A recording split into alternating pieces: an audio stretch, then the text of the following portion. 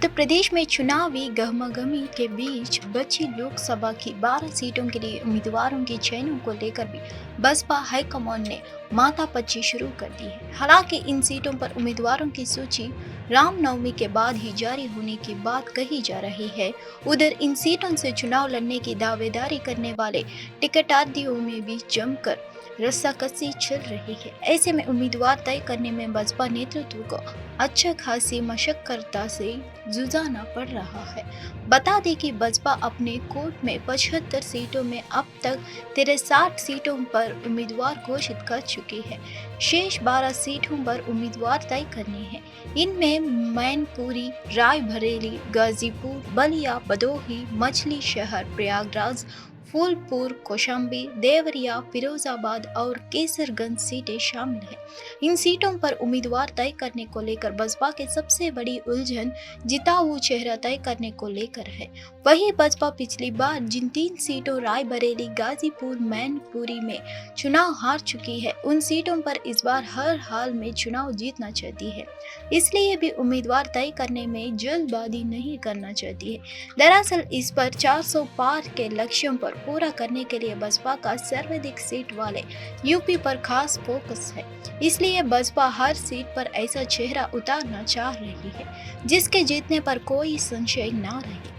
वैसे तो सभी 12 सीटों पर दावेदारों की लंबी फहरिस्त है, लेकिन बसपा हाईकमान जिताऊ चेहरे को ही मौका देगी। साथ ही पिछले चुनाव में हारी हुई 14 सीटों को जीतने की रणनीति पर भी काम कर रही है। आईएईए के प्रमुख राफेल मरियाना ग्रासी ने एक बयान में कहा कि ज़ेपोरिज़िया न्यूक्लियर पावर प्लांट के मेन रिएक्टर कंटेनमेंट स्ट्रक्चर पर कम से कम 3 डायरेक्ट हमले हुए हैं। कीव रूस ने रविवार को दावा किया है कि यूक्रेन ने ज़ेपोरिज़िया न्यूक्लियर प्लांट पर ड्रोन से हमला किया है। यूरोप के सबसे बड़े ज़ेपोरिज़िया परमाणु संयंत्र पर रूसी सेना ने साल 2022 के कब्जे कर रखा है। Moscow controlled management of plant के ओर से जारी बयान कहा गया कि यूक्रेन सशस्त्र बलों की ज़ेपोरिज़िया न्यूक्लियर प्लांट की 6ठी बिजली इकाई के गुंबद पर हमला किया। बयान में कहा गया कि रेडियो एक्टिव रिलीज नहीं हुई है। हालांकि रिएक्टर का कंटेनमेंट सिस्टम कमजोर होने की आशंका जताई जा रही है। संयंत्र के अधिकारियों के अनुसार रेडिएशन का स्तर सामान्य था और हमले के बाद कोई महत्वपूर्ण क्षति नहीं हुई। अंतर्राष्ट्रीय परमाणु ऊर्जा एजेंसी ने संयम बरतने का आग्रह किया है और कहा कि यह एक गंभीर घटना है। आईएईए के प्रमुख राफेल मरियानो ग्रासी ने एक बयान में कहा कि ज़ेपोरिज़िया न्यूक्लियर पावर प्लांट के मेन रिएक्टर कंटेनमेंट स्ट्रक्चर पर कम से कम 3 डायरेक्ट हमले हुए हैं। मैं सैन्य के परमाणु सुविधाओं की रक्षा करने वाले बुनियादी सिद्धांतों का उल्लंघन करने वाली किसी भी कार्रवाई से दूर रहने की हरता से अपील करता हूँ। ड्रोन ने संयंत्र की कैंटीन पर हमला किया जिससे 3 कर्मचारी घायल हो गए, जिनमें से एक गंभीर रूप से घायल हो गया। रूस यूक्रेन के बीच करीब 2 सालों से अधिक समय से लड़ाई जारी है। रूस ने ड्रोन के जरिए खार्किव पर हाल ही में हमला किया। खार्किव के मेयर ने शनिवार को बताया था कि यूक्रेन के दूसरे सबसे बड़े शहर खार्किव पर रात भर हुए रूसी ड्रोन हमले में 6 लोगों की मौत हो गई और 10 अन्य घायल हो गए हैं। लोकसभा चुनाव 2024 में पहले चरण के मतदान को लेकर सभी दलों ने पूरी ताकत झोंक दी है। पीएम मोदी ने रविवार को बिहार के नवादा के एक चुनावी सभा को संबोधित किया। प्रधानमंत्री की सभा में बिहार के सीएम नीतीश कुमार भी मौजूद थे। पीएम के भाषण से पहले सभा को संबोधित करते हुए नीतीश कुमार ने एनडीए के उम्मीदवारों को वोट देने की अपील की। हालांकि अपने भाषण के दौरान नीतीश कुमार की जुबान फिसल गई। उन्होंने कहा कि प्रधानमंत्री का 10वां साल चल रहा है, आगे भी इनकी सरकार रहेगी। हमको पूरी उम्मीद है कि 4000 से ज़्यादा एमपी इनके पक्ष में रहेंगे। हम यही अनुरोध करने आए हैं। नवादा की रैली का एक वीडियो सामने आया है जिसे देखकर ऐसा लग रहा है कि नीतीश कुमार ने अपने संबोधन के बाद पीएम मोदी के पैर छुए। रजत नेता तेजस्वी यादव ने इस वीडियो को लेकर नीतीश कुमार पर हमला बोला है। उन्होंने कहा कि आज मैंने नीतीश कुमार का एक चित्र देखा जहां उन्होंने प्रधानमंत्री मोदी के पैर छुए। हमें बहुत बुरा लगा, क्या हालत हो गए हैं। नीतीश कुमार हमारे अभिभावक है, इतना अनुभवी मुख्यमंत्री और कोई नहीं है जितने नीतीश कुमार है और वे प्रधानमंत्री मोदी के पैर छू रहे हैं। चुनावी सभा को संबोधित करते हुए प्रधानमंत्री ने कांग्रेस अध्यक्ष मल्लिकार्जुन खड़गे को भी आलोचना की। उन्होंने कहा, कांग्रेस का राष्ट्रीय अध्यक्ष कोई छोटा पद नहीं है। वह कहते हैं कि धारा 370 का राजस्थान से क्या लेना देना है। यह टुकड़े टुकड़े गैंग की मानसिकता है। उनके विचार राजस्थान और बिहार के सुरक्षा कर्मियों का अपमान है, जिन्होंने जम्मू कश्मीर में आतंकवादियों से लड़ते हुए प्राण गंवाए और उनके शव तिरंगे में लिपटे हुए वापस आए हैं। जाने माने राजनीतिक रणनीतिकार प्रशांत किशोर ने सुझाव दिया कि यदि कांग्रेस को लोकसभा चुनाव में अपेक्षित परिणाम नहीं मिलते हैं तो राहुल गांधी को अपने कदम पीछे खींचने पर विचार करना चाहिए। किशोर ने पीटीआई के साथ बातचीत में कहा कि गांधी सभी व्यवहारिक उद्देश्यों के लिए अपनी पार्टी चला रहे हैं और पिछले 10 वर्ष में अपेक्षित परिणाम नहीं देने के बावजूद वह न तो रास्ते से हट रहे हैं और न ही किसी और को आगे आने दे रहे हैं। उन्होंने कहा, मेरे अनुसार यह भी अलोकतांत्रिक है। उन्होंने विपक्षी पार्टी को फिर से मजबूत करने के लिए एक योजना तैयार की थी, लेकिन उनकी रणनीति के क्रियान्वयन पर उनके और कांग्रेस नेतृत्व के बीच मतभेदों को चलते वह अलग हो गए थे। तत्कालीन प्रधानमंत्री राजीव गांधी की हत्या के बाद सोनिया गांधी के राजनीति से दूर रहने और 1991 में पीवी नरसिम्हा राव के कर्तव्य के संभालने को याद करते हुए उन्होंने कहा, जब आप एक ही काम पिछले 10 वर्ष से कर रहे हैं और सफलता नहीं मिल रही है तो एक ब्रेक लेने में कोई बुराई नहीं है। आपको चाहिए कि 5 साल तक यह जिम्मेदारी किसी और को सौंपा दें। आपकी माने ऐसा क्या है? उन्होंने कहा कि दुनिया भर में अच्छे नेताओं की एक प्रमुख विशेषता यह होती है कि वे जानते हैं कि उनमें क्या कमी है और वे सक्रिय रूप से उन कमियों को दूर करने के लिए तत्पर रहते हैं। उत्तर भारत के कई राज्यों और दक्षिण के कुछ क्षेत्रों में पहले से ही झुलसाने वाली गर्मी ने दस्तक दे रहा है। आईएमडी के मौसम पूर्वानुमान के अनुसार केरल, पुदुचेरी और तमिलनाडु की हीट वेव की स्थिति बनी रहने की संभावना है। वहीं आईएमडी के मुताबिक ओडिशा, पूर्व मध्य प्रदेश, विदर्भ, छत्तीसगढ़ और मराठवाड़ा के अलग अलग इलाकों में बारिश के साथ ओला पड़ने की संभावना है। आज से अप्रैल महीने की दूसरा सप्ताह शुरू हो चुका है।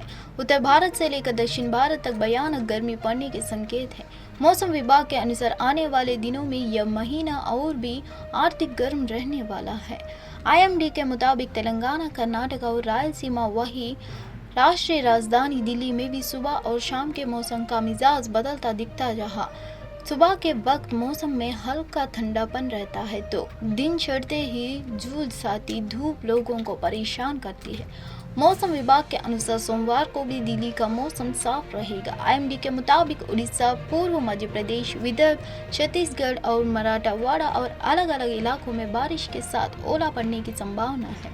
मौसम विभाग के अनुसार सोमवार को भी आसमान साफ रहेगा। मौसम विभाग के अनुसार मंगलवार से पश्चिम विक्षोभ सक्रिय है।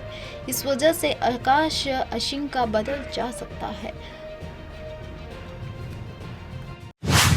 गिरोह के गिरफ्तार सदस्य भोले भाले लोगों को सोशल मीडिया के जरिए शिशुओं को कानूनी प्रक्रिया के साथ गे देने की बात कहकर अपने जाल में फंसाते थे, फिर उन्हें एनसीआर में बुलाते थे। बताया गया है कि इंदु व नीरज इस गिरोह के खास सदस्य हैं जो इस्लाम के इशारे पर शिशुओं को हासिल करने का काम करते थे। इंदु एक तलाशशुदा है। सीबीआई ने दिल्ली व हरियाणा में छापेमारी कर नवजात शिशु की तस्वीरें करने वाले 5 महिला समेत 7 लोगों को गिरफ्तार किया है। इस मामले में गिरोह के गिरफ्तारी सदस्य भोले भाले लोगों को सोशल मीडिया के जरिए शिशुओं को कानूनी प्रक्रिया के साथ गोद देने की बात कहकर उन्हें पहले अपने जाल में फंसाते थे, फिर उन्हें दिल्ली एनसीआर में बुलाते थे, जहां गोद देने की फर्जी कागजात बनवाकर फिर उनसे मोटी रकम की मांग करते थे। सूत्रों से मिली जानकारी के मुताबिक बीते शुक्रवार को इस गिरोह के 2 आरोपितों के गुजरात के बड़ौदा से एक फौजी परिवार को द्वारका स्थित एक अस्पताल के पास नवजात को गोद देने के नाम पर बुलाया था। उन्हें शिशु देने के पहले ही यह दोनों सीबीआई के हत्थे छेड़ गए। पुलिस सूत्रों के मुताबिक इस गिरोह का सरगना असलम है जो अभी सीबीआई के गिरफ्तार में है। वर्ष 2020 में भी असलम मुस्तफाबाद क्षेत्र से मानव तस्कर मामले ही गिरफ्तार हुआ था। जेल से बाहर आने के बाद फिर से यह काम करने लगा है।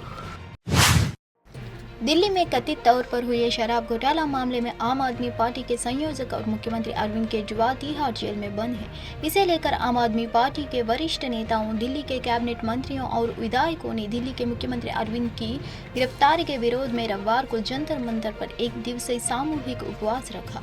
आम आदमी पार्टी ने भारतीय जनता पार्टी पर तानाशाही का आरोप लगाया और कहा कि आगामी लोकसभा चुनाव में लोग केजरीवाल की गिरफ्तारी का जवाब अपने वोटों से देंगे। आम आदमी पार्टी के विरोध प्रदर्शन में दिल्ली विधानसभा अध्यक्ष राम निवास गोयल, उपाध्यक्ष राखी बिरला, कैबिनेट मंत्री गोपाल राय, सौरभ भारद्वाज, आतिशी, कैलाश गहलोत और इमरान हुसैन, राज्यसभा सांसद संजय सिंह और मेयर शैली ओबराय शामिल थे। दिल्ली के मंत्री आतिशी ने बसपा पर तानाशाही का आरोप लगाया और दावा किया कि आपका उपवास बसपा की रातों की नींद हराम कर देगा। केजरीवाल की गिरफ्तारी बीजेपी के ताबूत में आखिरी कील साबित होगी।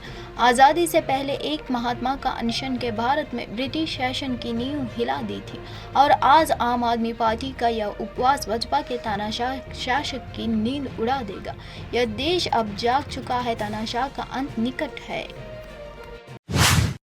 भारत में कोयला आयात में फरवरी में 13% की बढ़त हुई है और यह बढ़कर 2.16 करोड़ टन हो गया है। फरवरी में कोयला आयात बढ़ने की वजह कंपनियों की ओर से गर्मियों में बढ़ती बिजली की मांग को देखते हुए कोयले का स्टॉक जमा करना है। पिछले वित्त वर्ष में समान अवधि में देश का कोयला आयात 1.91 करोड़ टन था। समाचार एजेंसी पीटीआई की रिपोर्ट में मंजक्शन के डेटा हवाले से बताया कि फरवरी 2024 में कोयला आयात बढ़कर 2.16 करोड़ टन हो गया है, जो कि फरवरी में 1.915 करोड़ टन हो गया है। नॉन कुकिंग कोल का आयात बढ़ा। फरवरी के कुल कोयला आयात में नॉन कुकिंग कोल के आयात बढ़कर 13.77 मैट्रिक टन हो गया है, जो कि इससे पहले 11.68 मैट्रिक टन हो गया है। वही कुकिंग कोल के आयात बढ़कर 4.56 मैट्रिक टन हो गया है, जो कि फरवरी 2023 में 4.40 मैट्रिक टन था। 244.27 मैट्रिक टन पहुंच कोयला आयात। रिपोर्ट के मुताबिक वित्त वर्ष 2023 से लेकर 24 के अप्रैल से लेकर फरवरी महीने में 244.27 मैट्रिक टन कोयले का आयात किया है, जो कि एक साल पहले 247.93 मैट्रिक टन था। वहीं पिछले वित्त वर्ष के अप्रैल से लेकर फरवरी की अवधि तक नॉन कुकिंग कोल का आयात बढ़कर 160.63 मैट्रिक टन हो गया है। यह पहले 148.58 मैट्रिक टन था। वहीं कुकिंग कोल का आयात बढ़कर 51.87 मैट्रिक टन हो गया है, जो कि पहले 50.50 मैट्रिक टन था। हर 18 महीने में पृथ्वी के किसी न किसी हिस्सों में सूर्य ग्रहण लगता है। 8 अप्रैल को पड़ने वाले सूर्य ग्रहण को लेकर दुनिया भर के लोग उत्साहित हैं, क्योंकि उत्तरी अमेरिका के कुछ हिस्सों में पूर्ण सूर्य ग्रहण दिखेगा और 4 मिनट 9 सेकंड तक पूरी तरह से अंधेरा रहेगा। यह सूर्य ग्रहण कनाडा, उत्तर अमेरिका से लेकर मैक्सिको तक दिखेगा। यह समय पिछले सूर्य ग्रहणों की तुलना में काफ़ी लंबा है, इसलिए इस दौरान नासा के वैज्ञानिकों ने कई प्रयोग भी करने की योजना बनाई है। चंद्रमा सूर्य की तुलना में पृथ्वी से 400 गुना अधिक निकट है, लेकिन चंद्रमा आकर सूर्य से 400 गुना छोटा भी है। इसके चलते ही जब चंद्रमा के एक सीधी रेखा के बिंदु के तौर पर सूर्य और पृथ्वी के बीच आता है तो यह सूर्य को ढक लेता है और हमें ग्रहण दिखाई देता है। कई बार यह सूर्य ग्रहण दिखाई देता है और कई बार नहीं भी दिखता है। हालांकि इस बार का सूर्य ग्रहण महत्वपूर्ण है, क्योंकि लाखों लोग इस घटना को देख सकेंगे। एक अनुमान के मुताबिक इस ग्रहण को 31 लाख लोग देख सकेंगे। अमेरिका के उत्तरी कैरोलिना में NC स्टेट यूनिवर्सिटी ग्रहण के दौरान पता लगाएंगे कि इसका वन्य जीवों पर क्या असर हो। इस प्रयोग में टेक्सास राज्य चिड़ियाघर में 20 जानवरों के व्यवहार का अध्ययन किया जाएगा। नासा के एक्लिप्स साउंड स्कोप प्रोजेक्ट भी जानवरों के व्यवहार का अध्ययन करने के लिए डिज़ाइन किया गया है। परियोजना में ग्रहण के कारण पूर्ण अंधेरे के दौरान जानवरों की आवाज़ और जानवरों की प्रतिक्रियाओं का रिकॉर्ड करने के लिए माइक्रोफोन जैसे छोटे उपकरण लगाए गए हैं। अपने फैसलों को लेकर हमेशा चर्चा में रहने वाले अपर मुख्य सचिव के पाठक एक बार फिर सुर्खियों में है। दरअसल ईद उल फितर में शिक्षकों की ट्रेनिंग को लेकर के पाठक द्वारा लिए गए फैसलों के लिए इमारत शहरिया ने मुख्य सचिव को पत्र लिखा है। इमारत शहरिया ने महासचिव मोहम्मद शिब्दी अल कस्मी के पत्र लिखकर मांग की है कि 8 अप्रैल से शुरू हो रहे आवासीय प्रशिक्षण की तारीख बदल दी जाए। उन्होंने अपने पत्र में कहा कि मुसलमानों के सबसे बड़े त्योहार के मौके पर देश भर में छुट्टी का ऐलान किया है, लेकिन आवासीय प्रशिक्षण की तारीख के चलते मुसलमान टीचर ईद नहीं मना पाएंगे। बता दें कि जब होली के समय ट्रेनिंग रखी गई थी तब भी शिक्षक संगठनों और राजनेताओं ने तारीख को आगे बढ़ाने की मांग की थी, लेकिन विभाग ने एक ना सुनी। उम्मीद है कि 10 या 11 अप्रैल को ईद पड़ सकती है। ऐसे में ट्रेनिंग के कारण कई लोग या खास त्योहार मना नहीं पाएंगे। शिबली अल खाज़मी ने पत्र में सरकार से सवाल किया है कि ईद के दिन मुस्लिम शिक्षक कैसे ट्रेनिंग कर सकते हैं, मुस्लिम टीचर परिवार के साथ ईद कैसे मनाएंगे। उन्होंने सरकार से अपील किया है कि आवासीय ट्रेनिंग की तारीख को आगे बढ़ा दिया जाए ताकि मुस्लिम टीचर अपने परिवार के साथ ईद मना सकेंगे। बता दें कि 8 अप्रैल से 13 अप्रैल तक शिक्षकों का आवासीय प्रशिक्षण होने वाला है। बता दें कि इससे पहले होली के मौके पर भी शिक्षकों की आवासीय ट्रेनिंग रखी गई थी। मीडिया रिपोर्ट के मुताबिक 6 दिन की ट्रेनिंग में 19,000 के करीब टीचरों का प्रशिक्षण किया जा रहा है। हालांकि प्रदेश के सभी 6 लाख शिक्षकों को ट्रेन करने का टारगेट तय किया है, लेकिन ट्रेनिंग सेंटर की संख्या कम होने के कारण एक बैच में करीब 19,000 शिक्षकों की प्रशिक्षित किया जा रहा है।